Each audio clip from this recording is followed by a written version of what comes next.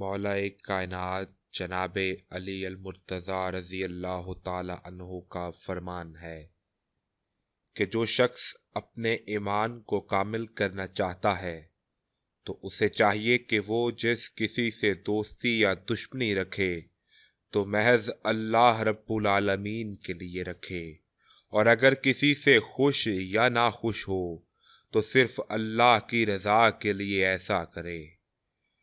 ایمان اس کا نام ہے کہ انسان مصیبت میں صابر اور نعمت میں شکر گزار رکھے۔